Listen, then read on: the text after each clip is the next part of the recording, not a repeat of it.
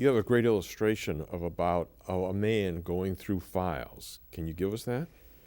Well, basically the story is the man in a dream saw all the files of his sin. He saw these file cabinets, and each drawer had different sins. On and on they went. I mean, he was overwhelmed by all the sins he had committed. And then in the dream, Jesus came and started to go through the files. And the man said, "Oh no, not Jesus, anybody but Jesus. Please, not Jesus. I don't want him to see these files."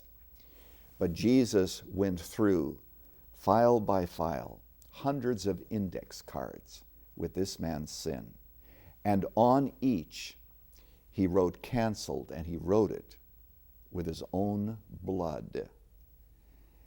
And when Jesus was finished, he went to the man and said, "It is finished." It's terrific.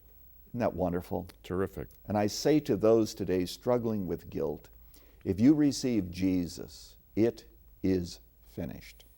So, here we have people now who are bowing down before the beast, the whole world worshiping.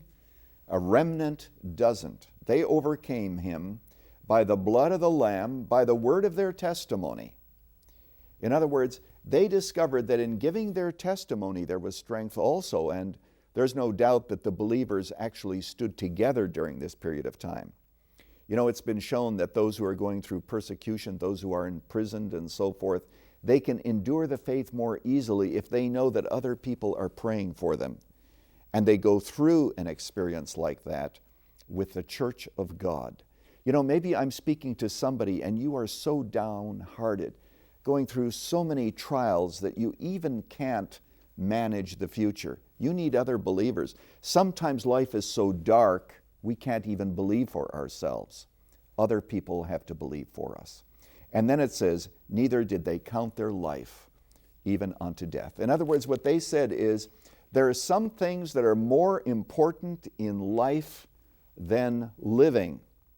And one is to be faithful to Jesus Christ in the midst of such persecution, such discouragement, such marginalization, even to the point of seeing your children die. You know, when you read Fox's Book of Martyrs and other stories, many of which are contemporary, by the way, there are people all throughout the world today, Christians dying. I read an estimate of 400 Christians every single day being martyred for the fact that they are Christians. How are they doing it? They are doing it through the strength of Christ.